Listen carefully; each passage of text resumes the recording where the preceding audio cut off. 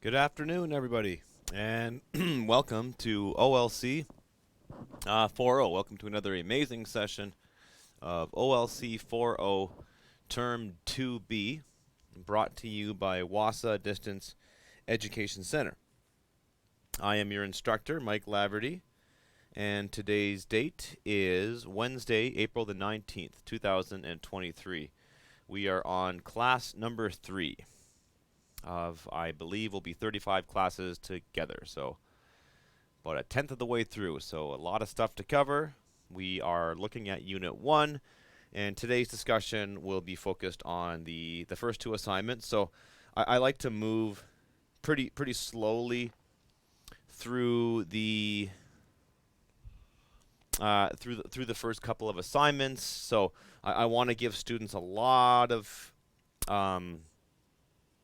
I guess I want to give you a framework for approaching these ones. So, and I think it's really important to do that. So, especially the written assignments, and most of your assignments require you to write, but some of them ask you to write paragraphs and even essays as we get further into the course. So sometimes you just have to write one sentence, two sentences, and that doesn't require much planning on your part. But when it comes to the journal entries and to written assignments such as the first assignment, the 7 grandfather teachings, or the second assignment, growing up in my community, I think these assignments you'll do yourself a favor if you can plan them out and just develop a writing process that you will use for all of your longer assignments. So that's what today's class. It'll be a continuation of what we did yesterday, as we jumped in and we started to look at assignment 1. So I'll revisit what we did yesterday and then go on to some new content. So here's some important dates. We are in the first week of term 2B, and we'll meet for 9 weeks in total in this course. And then at the end of those 9 weeks, we will be at the end of term 2B, which will be the final term for this school year, where there's live radio broadcasts and live Zoom broadcasts. There will be a summer term, but there's no classes, there's no broadcasts, so students can be enrolled in the summer term. You'll have to reach out to someone at the WASA office, particularly a counselor, to understand how all of these, and I'll do my best to try to help you figure it out too, but just to understand where you are in the term and what you need to graduate and all of those things. There will be no class on May 22nd, Monday, May 22nd, 2022. That's the stat holiday coming up. That's Victoria Day, so on that date there'll be no class. And graduation day is June 15th, right? So want everyone to have that June 15th graduation date in mind if they are, in fact, getting ready to graduate. If you think that if you know you're a few credits away, and of course, if you don't know where you are in that process, then for sure, reach out to myself, and I can connect you with one of our counselors. They're amazing. And so, but just keep in mind that the window for submitting these assignments and having them count for the 2022-2023 school year is starting to close, right? So you've got less than 9 weeks because we're halfway through this one. So it's enough time to finish a course if you haven't started, but definitely not enough time to finish 2 or 3. So you need those 9 weeks to do it, and you need to have support in your life, and you need to have the ability to devote like an hour a night, to do that. All right, so our course schedule. So we are on Unit 1, and we'll be on Unit 1 for about 3 weeks, which is a bit longer than the other ones, but like I said at the start, I like to provide a lot of context, a lot of information during this first week to make sure students are prepared and you're ready to write these assignments. And that'll bring us, and then, we will devote a couple of weeks after that to each unit. Hopefully have some time at the end for the final exam preparation. So please note that this class, OLC4O, broadcasts live Monday through Thursday from 1 p.m. to 1:50 p.m. Central Standard Time. I may go over that time a little bit, but that's typically the schedule we're on. You can phone in and with a question, with a comment at our local number is 1-807-737-4017, or phone us toll free at 1-800-465-7144. And that is, of course, if you're listening on 91.9 FM or Bell ExpressVu channel 972. You can also access us on Zoom. So that's zoom.us. Click on that join button, and that's our number. That's my particular meeting ID. I'm at 417-6699-799.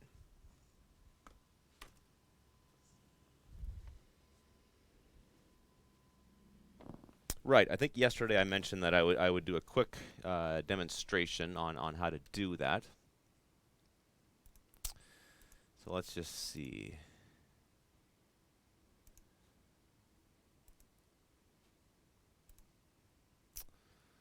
Okay, I've got my screen shared. So if you have a phone or a mobile device like a tablet, you'll have to download the Zoom app. That's probably the best way to do it. Just have the Zoom app downloaded on your phone and ready to go.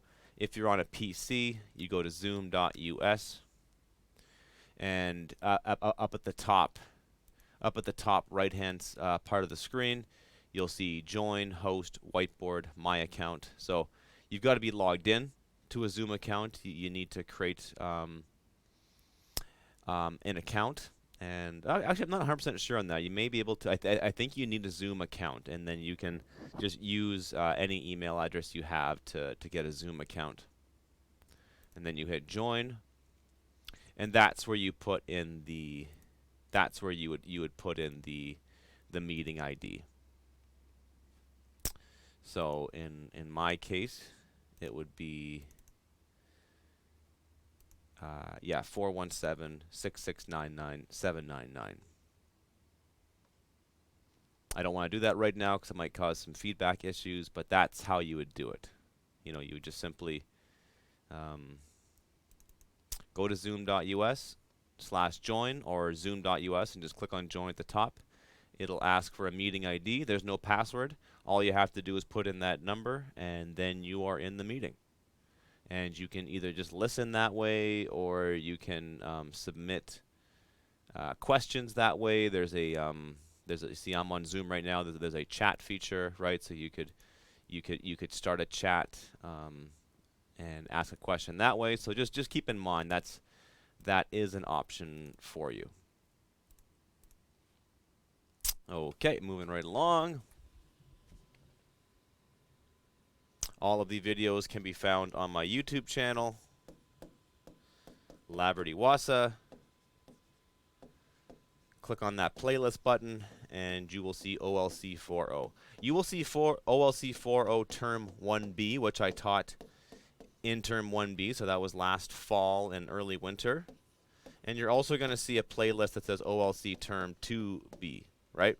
So it's the same course, and I'm talking about the same assignments, but that's where you're going to find them, and then the most up-to-date ones are going to be in Term 2B, but I think the stuff I did in Term 1B is great. You can watch those videos too, but hopefully I'm improving as a teacher, and I kind of get it better the second time around or the third time around or however many times I teach this course. So, but it's up to you. All of the assignments are up for Term 1B. So if you're working ahead, for example, and I haven't got to say Unit 2 yet, then that's something you could do. You could go onto my YouTube channel and just watch my discussion of Unit 2. Reach out to me directly through email. That's my preferred method of communication. So that's MLAVERTY at nnecschools.org. or find me on Facebook at Laverty. That's Laverty, Wassa. So find me on Facebook, and you can communicate with me on Messenger. You can add me as a friend, and I put out regular updates about the courses, usually about twice a week. So it's not too much to. I'm not going to fill up your wall with stuff you don't want to see. I'm very careful with how much I put out there, and you can phone the Wassa building at 1-807-737-1488 or toll free at 1-800-667-3703. That's our free long distance number. Here's where you should be right now. So this is really important. So in the early days of the chorus, it's very important that you reach out to your teacher and to reach out to your teacher. And what we have to do here is we need to figure out what works best for you. What communication method is going to work best for you, and then you and I will maintain that throughout the chorus. So whatever works best for you, and whatever you can do consistently, that would be great. And then I want you to review the OLC4O study guide and Unit 1. So read the study guide, read Unit 1, and then skim through the first chapters of our novel, Jimmy Comes Home.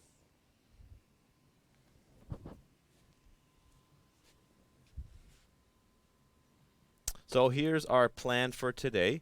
We will look at the words of the day, review our parts of speech, look at a headline, and then discuss the writing process as it pertains to Unit 1, Assignment 2, and then also a little bit of a callback to Unit from the assignment from yesterday. So again, we're talking about the 7 grandfather teachings, and today we're looking at respect. So again, I like to incorporate some Anishinaabe-Moan words in my classes, so please bear with me if I'm not pronouncing things 100% correctly, but yeah, just let me know if let me know if I'm not pronouncing that correctly. So we are doing respect, so that is minwa den damoen. So that is to honor all of creation, is to have respect.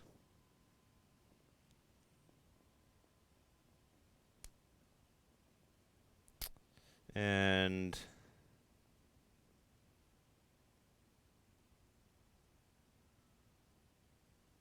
just one moment here as I check my notes. Yeah, so to honor all of creation is to have respect. We've got a page provided by the 7 Generations Education Institute, which reads, Minwa den damoen is to go easy on one another and all of creation, commonly referred to as respect. So manaji is to go easy on someone.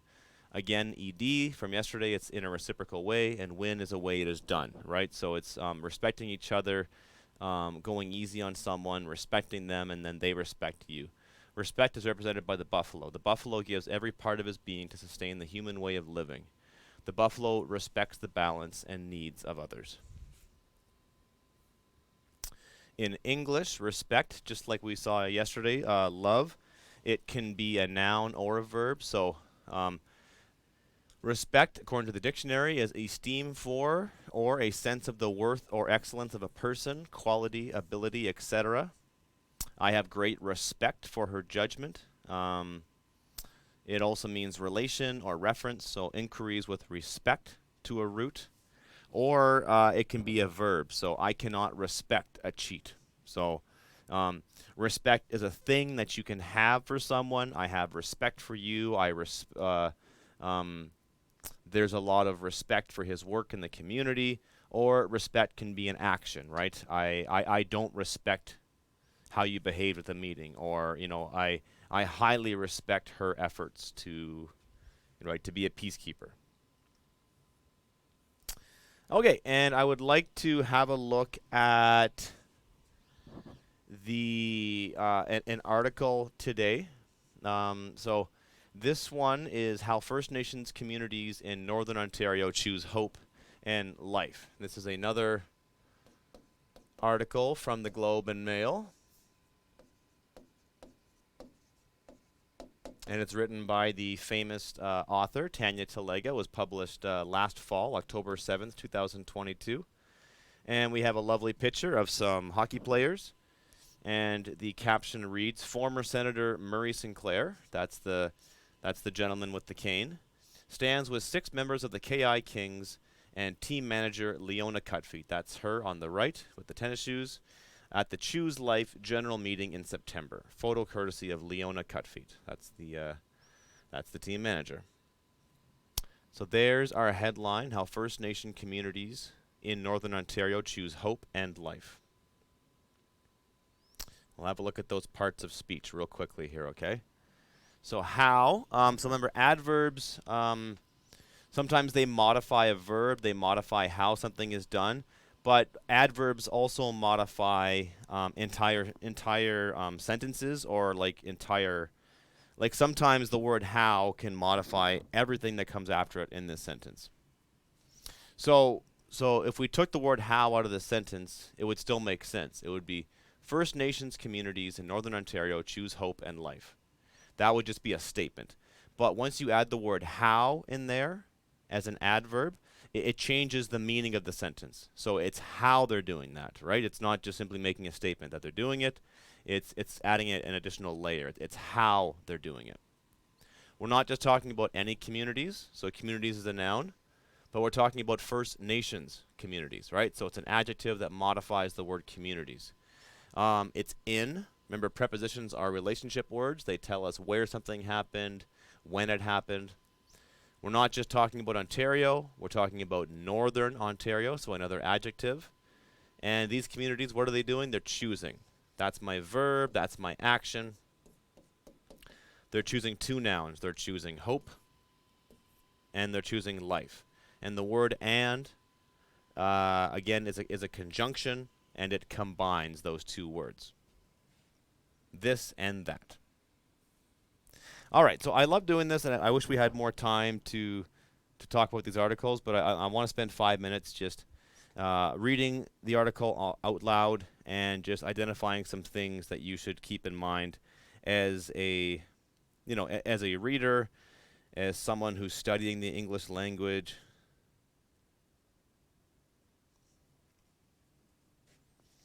So I will go ahead and read that for you. Okay, so late last week, on the eve of the National Day for Truth and Reconciliation, NAN, that's the Anishinaabe Aski Nation. So this is actually this is about halfway through the article.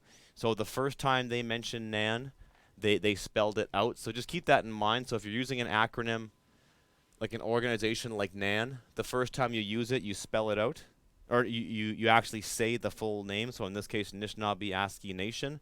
And the second or third or fourth time you bring it up, it'll simply be NAN.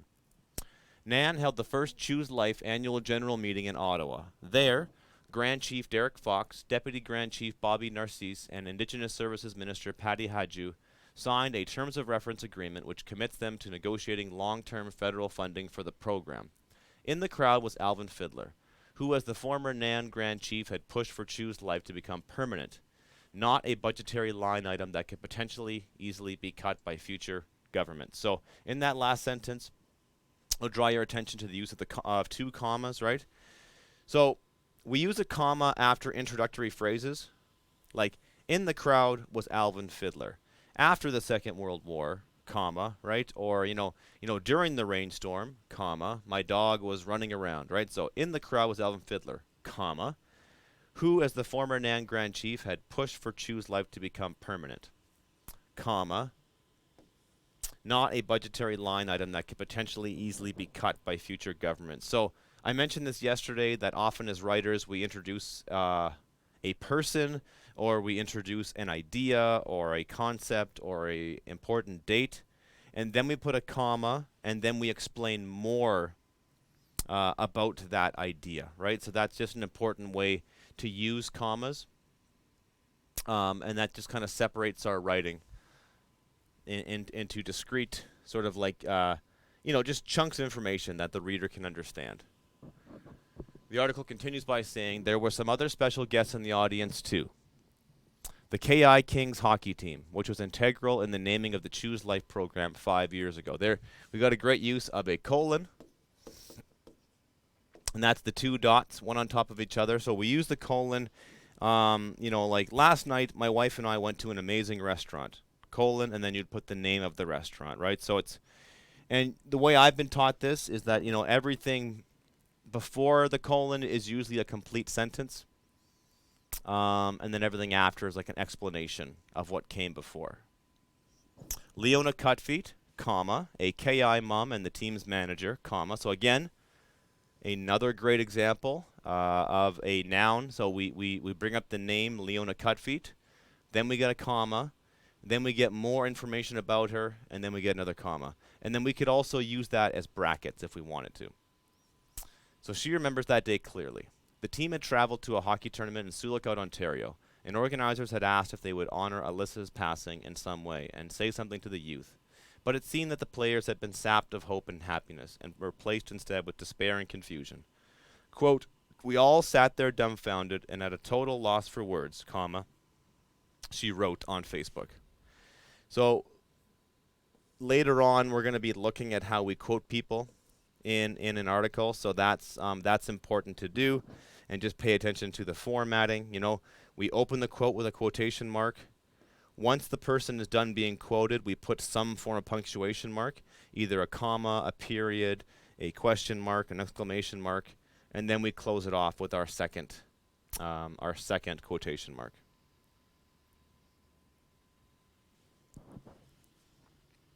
And then I'll just read one last part of this article, just for time's sake.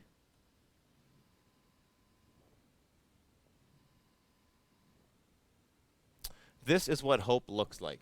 So again, there's the other colon. Driven by First Nations peoples, supported by allies, run by love, and a commitment from all to make sure each child feels pride in who they are and knows that they belong. It is beyond unfortunate that so many kids had to be lost for us to get here.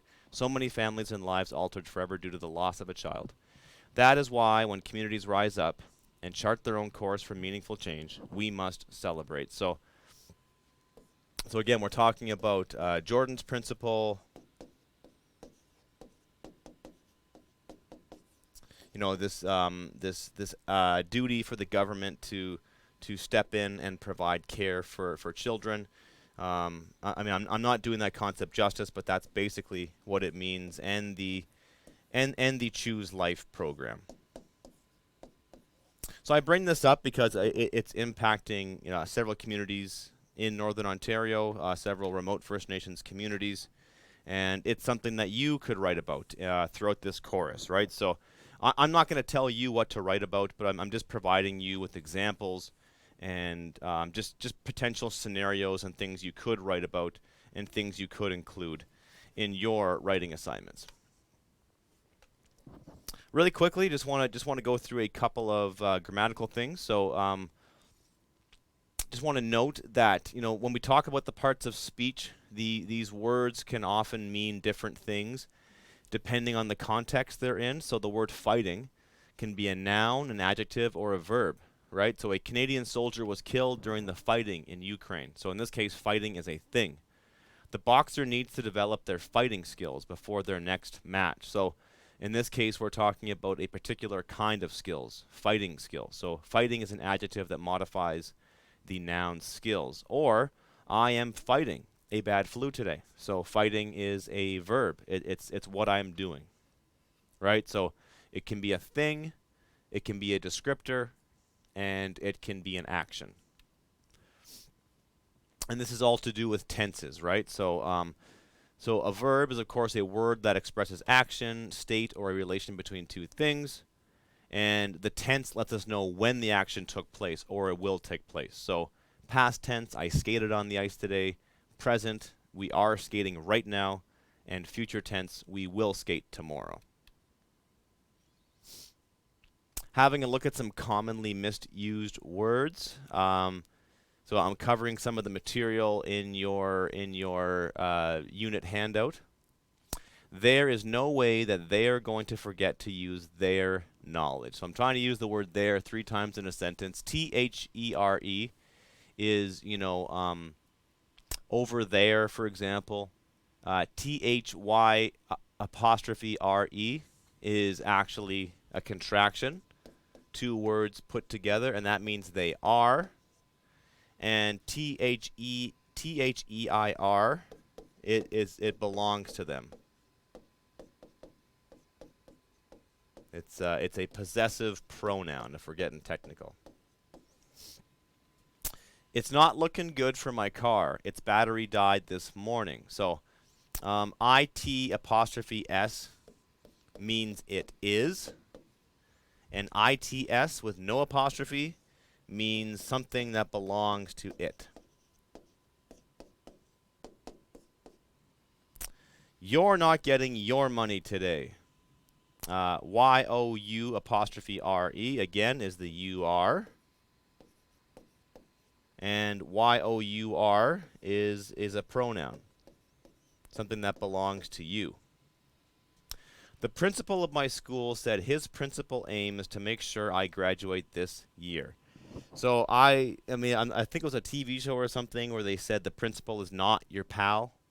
And I've always remembered it that way. I've stuck with me for years and years. So the principal is not your pal. So the principal of the school is not your pal. P-R-I-N-C-I-P-A-L with the pal at the end is means like number 1 or most important. It's the priority. And P-R-I-N-C-I-P-L-E is an occupation. It's the person who runs a school. And that's just a quick way of the 3 ways that we use apostrophes in writing. We use it to show possession. So my sister's dog, so sister apostrophe est means the dog that belongs to my sister. My twin sister's birthday, S-I-S-T-E-R-S apostrophe. So if it's plural, it's 2 people. You put the apostrophe after the S. To show missing letters, so it is its. I-T apostrophe S, they are is their, T-H-Y apostrophe R-E, and I am is the same as I'm, I apostrophe M. And then sometimes we use it to show the plurals of single letters. So on my last report card, I got all B's, so B apostrophe S.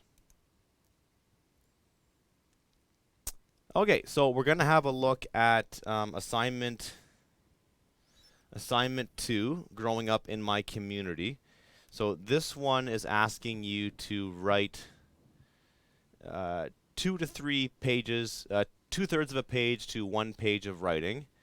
And so what I did was I went to the course assignment as found in the unit handout that you've been assigned, and then I just made some notes about. I made some notes on the essential requirements of this activity, and that is something I strongly encourage you to do as well, okay? So go to the assignment, make a list of what you have to do. It's like, okay, I have to do 2/3 of a page to a page of writing. That's going to be about 200 words, maybe 300 on the longer end. I need a rough copy and a final copy. And the final assignment will be 2 to 3 paragraphs about growing up in your community with your family. So that's really important, right? It can't just be one big block of text. And I don't want to see, 10 really short paragraphs. I want to see 2 to 3 paragraphs about you growing up in your community, right? So, about 75 to 100 words per paragraph. And so what we'll do is we'll once again look at the writing process.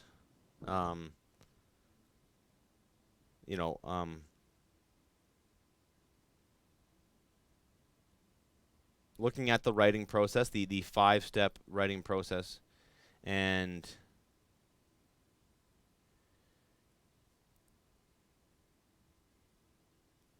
having a look at how that writing process actually plays out in terms of a specific assignment, right? So yesterday we talked about this, and I just want to once again just remind you of the fact that this is the last step, the publishing step. It's the very last thing you do, And then these 4 stages of the writing process, the planning, writing, revising, and editing, these sort of happen in like a circular way, right? And you might do this, and then you might kind of come back on this a few times, and then edit one last time before you publish, right? So the first 4 steps of the writing program, they don't happen in a specific order sometimes. You know,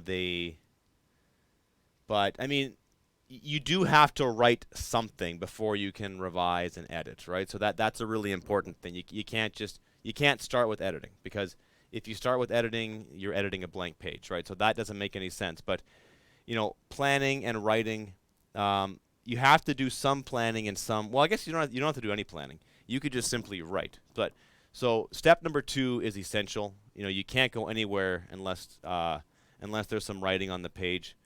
I do encourage you to start with step 1, and I'm hoping that I can demonstrate the value of the planning process.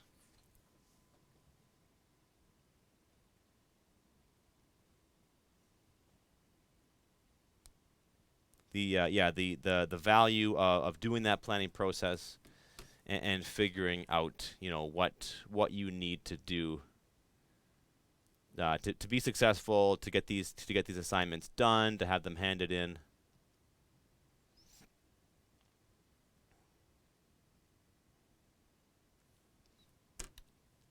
Okay, so for this assignment, step 1, the planning was going to be think about growing up in your community. Write down a list that contains as many memories and moments you can remember.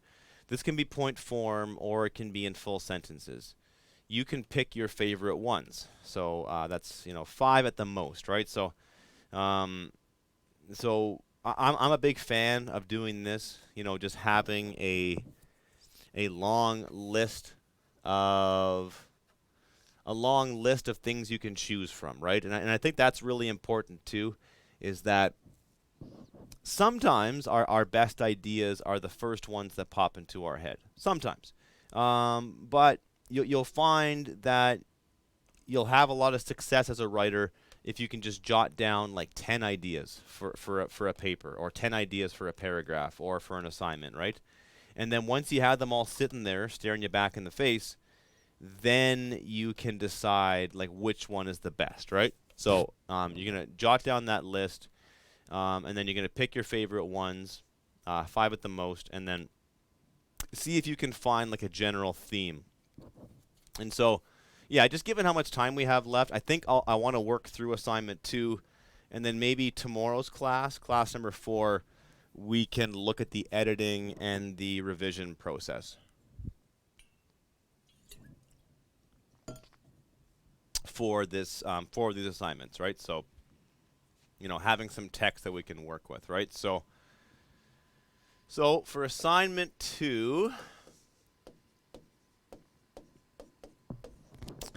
which is growing up in my community,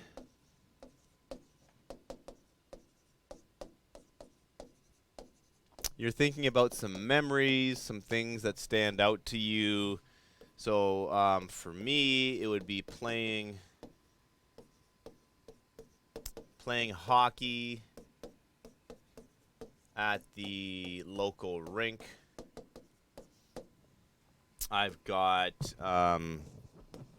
it's not really in my community, but it's certainly my childhood.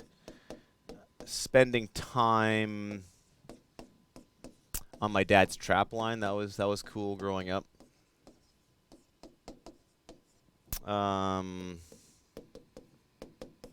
got visiting my grandparents. So when I grew up, I had 2 sets of grandparents who are both living here. They've all unfortunately passed on since then. But when I was growing up, I had 2 grandpas and 2 grandmas, and they lived in Sioux Lookout, and I spent a lot of time visiting them.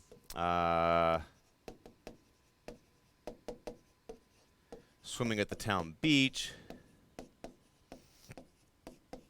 Again, this is all growing up. Let's see, attending.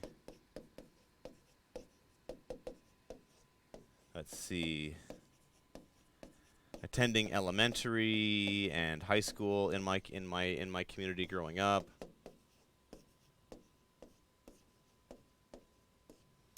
And then I got playing in a band in my later high school years.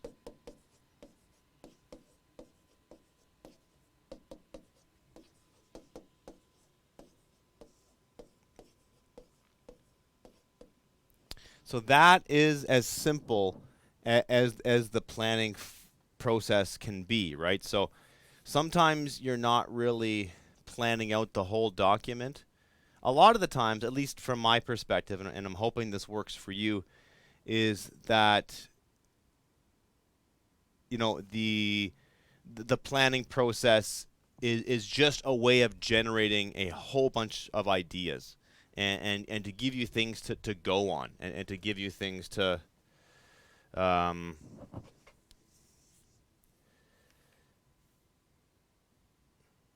yeah, it just gives you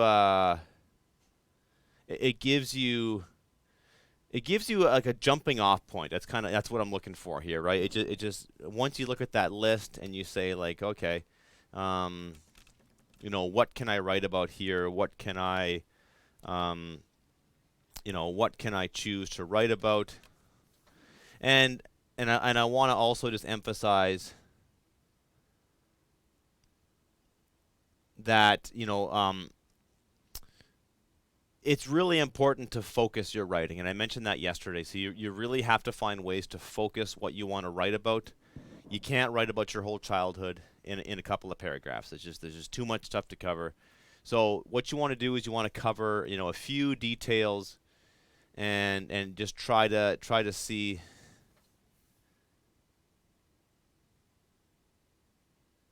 just try to see what speaks out to you and what you could what you can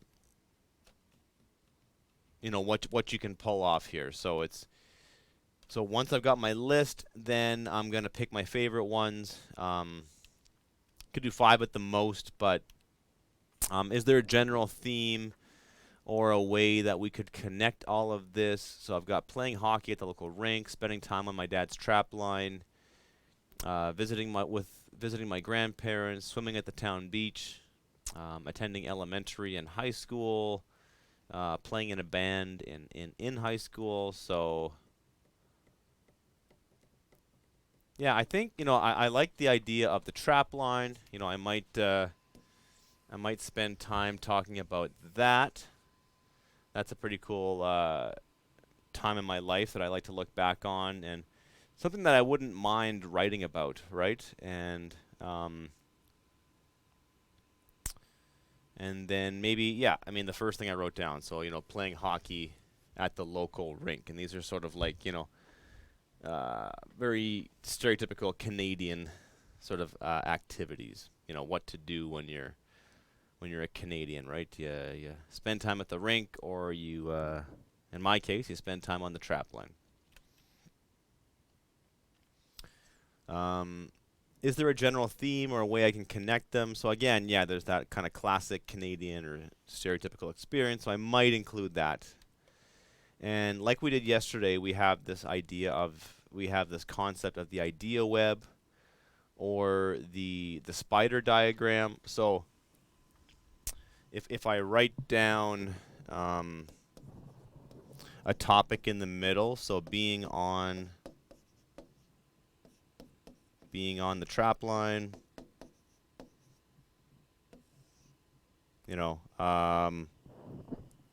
and then I can think of some things that might sort of come to mind when I think about that, when I think about being on the trap line. And then we have the hockey rink. And when I think about the hockey rink, I think about tournaments and playing other teams. Like that was always we loved that. I was a goalie. Could talk about my my first game as a goalie, which is something I have really fond memories of. Let's see.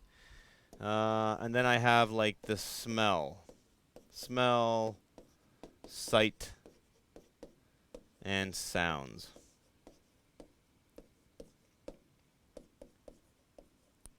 Of the rink.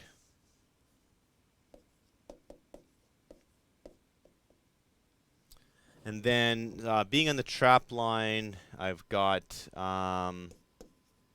you know, building a cabin, setting traps with my dad. I remember the snow machine, right? And again, I could also talk about how it sounded, the smell, and then a lot of time spent hauling firewood. And maybe like playing cards. Playing cards in the cabin. So I think the most important thing for you to take away from an exercise like this is, we're moving from the general, we're moving from, write about your childhood, write about growing up in your community, and then taking that one step further and finding a specific way that you can talk about growing up in your community. So in this case, being on the trap line and the local hockey rink in my community. So I've got some rough notes that I can go on, some things to guide me. I've got these they're sort of like subtopics, and then within those subtopics, I could talk about a whole bunch of other things, right? So it's just a way of like organizing your thoughts, and I could write a sentence for each one of these for sure, right? And these could be like my sentence starters, right? It could lead me on the way to making a sentence, okay? So when we're writing about our past, we can make our memories come alive by using the 5 senses. So I mentioned that just in that previous slide. So for example, I spent a lot of time at my local hockey rink, and when I think back on those experiences, this is what comes to mind. So the sight, I can picture looking through the cage of my hockey mask. Sounds, I spend a lot of time at hockey rinks, so this is easy to do, but when I think back, I just hear that sound of the puck banging off the boards. The touch, I can feel the puck hitting my blocker on a penalty shot. That's a true story. So I stopped a penalty shot on my first game as a goalie. I made a big blocker save, and everybody went nuts, and it was like, yeah, huge experience. The smell, I can smell the Zamboni clean the ice before a practice. And the taste, I can taste the orange slices after a tournament game. So those 5 senses are really important when you're trying to tell a story and you're trying to tell somebody what it was like to be you at a particular time in your life, right? So you don't have to use them, but again, it's just a jumping off point. It's just a way that you can talk about your childhood and talk about growing up in your community, right? So our memories are just infused, and they're connected to our sense of sight and sound and touch, smell, and taste. So if you've got a powerful memory, one that stands out to you and you want to talk about it, one good way would be to and you don't have to use all 5 senses, right? You can just pick 1 or 2 or whatever works best for you in that situation. So what I'm hoping you can do is you can review the list of your favorite memories and moments you generated in step 1, planning, and then you set a timer or just use a watch for at least 5 minutes, and you're trying to build up to 15 minutes. So I'm hoping you can do this after you listen to today's class. I'm hoping that you can do this either with a pen and a pad, and you can set a timer and go for at least 5 minutes and see if you can do more. And just write as much as you can. And here's what you're doing. You're writing at least 3 sentences for each one. So that's your favorite memories, right? For each one of your general memories, or each one of your like specific points that you generated with your spider diagram. If you can, try to use the 5 senses. And if you can do that and still have time, write about the other items on your list. Do not stop. Just let the words flow. So once again, we're practicing free writing. And when we free write, we don't let ourselves stop. We don't worry about making sense. And if you can't think of something to write, you write about that. I can't think of anything to write. I'm writing about that. And the most important thing in free writing is not to stop. And then once you have your free writing session done, then you go back to it and you're going to look at all those rough ideas and start to organize them in a way that makes sense. And usually what happens, I find, is that you'll find one sentence or one idea or just the way you phrase something, and you'll like latch onto it and be like, okay, that's cool. I might start with that, or that's the most important thing that I produced.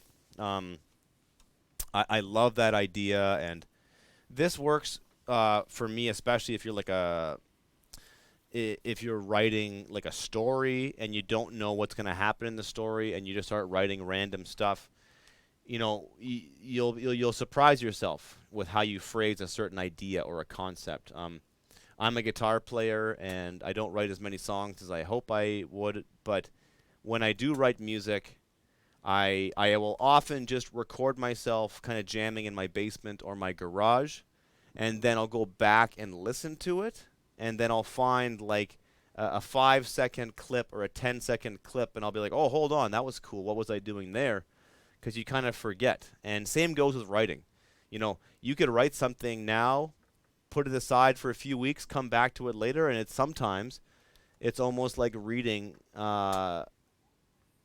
something that somebody else wrote. Like you're almost that far removed from it.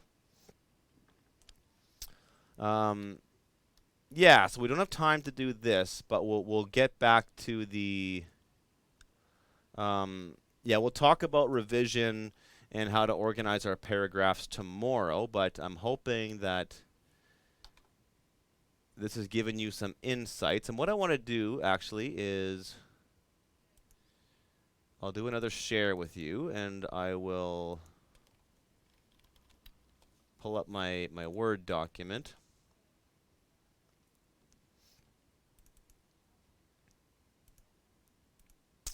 All right, so I've got assignment 2.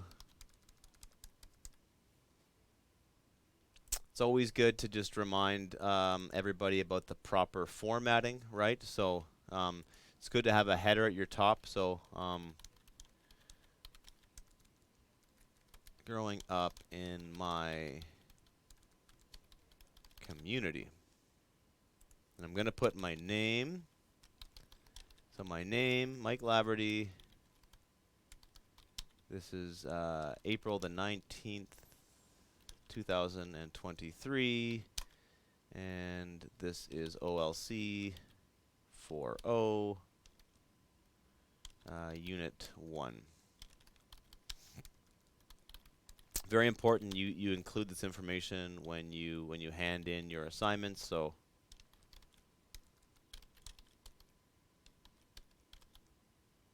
your name, the date, your community, the chorus code, and I actually might include this. Yeah, Unit 1, Assignment 2, Growing Up in My Community.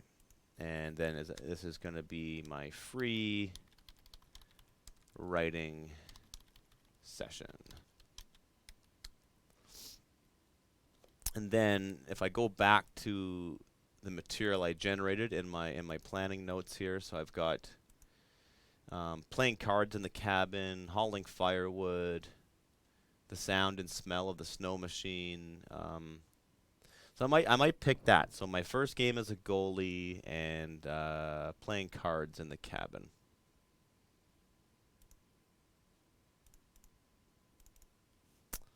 So I'm going to go playing cards in the cabin and my first game as a goalie. So what I'm doing here is I'm just giving myself a prompt, right? So it's guiding my thoughts. So I'm going to write about these two things. And if you just follow along with me, I will I will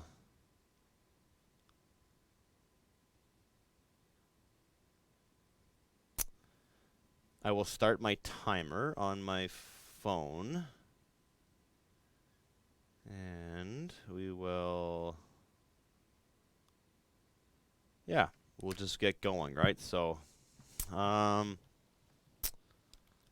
so when I remember the cabin on the trap line, I can see a bunch of, is it lavender or Labrador? I can't remember. Labrador, lavender. I can't remember. Tea hanging from the ceiling to dry.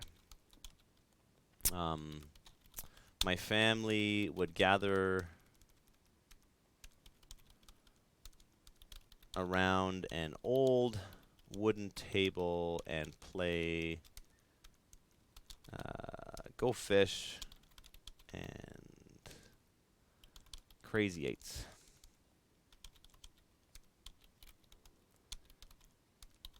For hours. Sometimes my dad would tell scary stories at bedtime, which made my mother upset. Okay, so there we go. That's about a, and then I've also got my other one here. So my first game as a goalie. So I spent many days at the local arena as a child. You know, as an adult, I also find myself in this building many days of the week in winter. My first game as a goalie is an important memory for me. I stopped a penalty shot with my blocker, and my whole team cheered loudly. All right, so that I'll just stop right there. So what I'm doing is I'm just not worried about it making sense. I'm not worried about where it's going. All I have to do is just do a bunch of a couple of headers, right, and just a little note to myself to investigate for later, right? Check out that Labrador tea, whatever the case may be. So, whoops, I didn't mean to do that. Yeah, so that's essentially what I would do from there, and then and then in addition to my in addition to writing it, I might do notes to myself, and I would say, find a way to connect these two ideas or memories.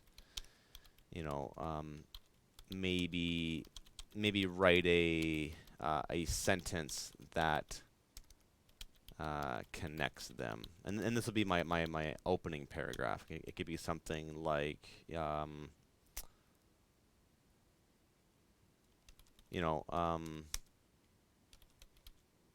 spending time on my father's trap line and playing hockey